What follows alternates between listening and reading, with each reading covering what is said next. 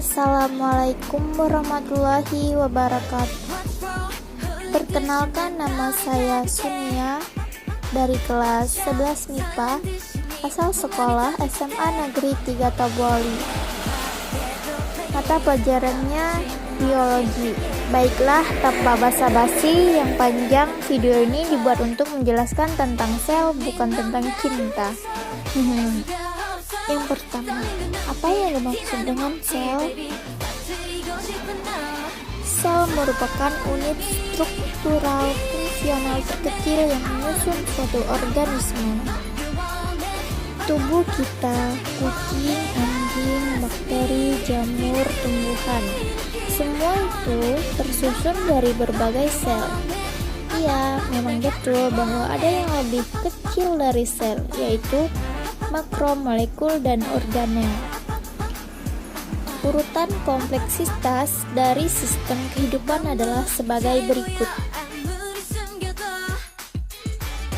Makromolekul, organel, sel, jaringan, organ, sistem organ, organisme.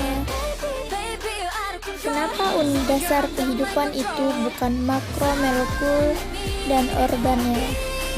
Ternyata jawabannya cukup simpel, guys.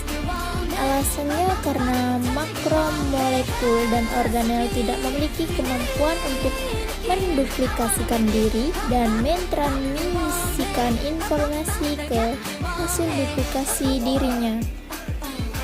Sedangkan sel mampu melakukan itu. Sel memiliki karakteristik suatu makhluk hidup. Ia bisa bertumbuh, memetabolisme makanan, adaptasi terhadap lingkungan, memberikan respon pada stimuli, menjaga respon homeostasis, bahkan pada saat tertentu bisa melakukan reproduksi. Sehingga bentuk paling sederhana dari suatu materi yang sifatnya hidup adalah sel.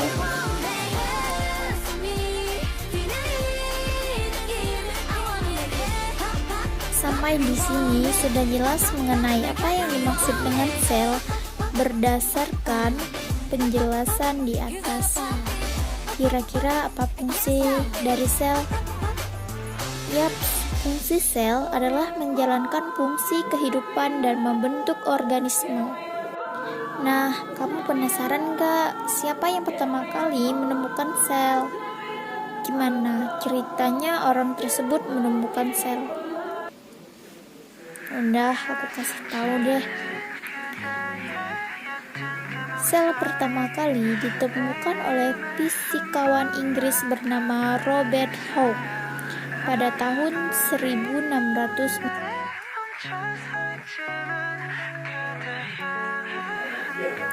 Penemuan barunya tersebut adalah ia meletakkan sepotong gabus di bawah mikroskopnya.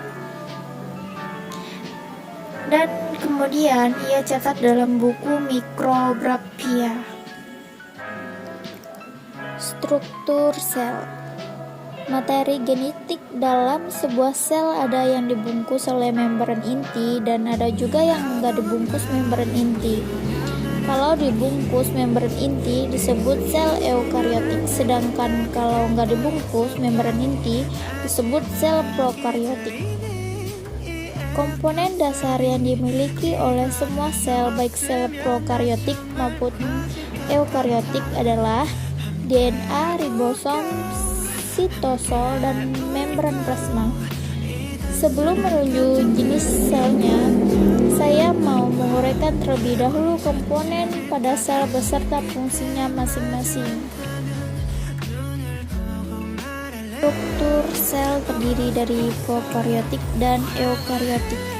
Pertama, saya akan menjelaskan struktur sel prokariotik.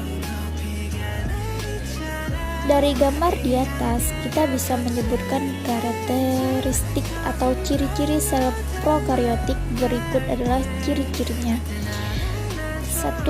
Tidak memiliki membran inti sel. 2. Dinding sel terbuat dari peptidoglikan, yaitu komponen dinding sel bakteri yang sifatnya kaku untuk menjaga integritas dan bentuk dari selnya. Kedua, struktur sel eukariotik.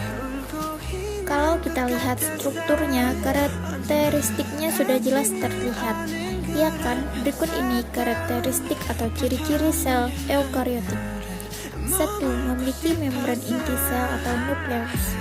2. Pada tumbuhan terdapat dinding sel yang terbuat dari selulosa. Jadi, sel eukariotik ini sudah memiliki membran yang mengikat nukleus sebagai inti sel dan organ sel lainnya, guys. Berikutnya, perbedaan sel hewan dan sel tumbuhan. Yang utama terletak pada keberadaan dinding sel. Sel hewan tidak memiliki dinding sel, sedangkan sel tumbuhan memiliki dinding sel yang mengandung selulosa. Dinding sel tumbuhannya kaku, tidak ada di sel hewan, karena tumbuhan tidak bergerak aktif.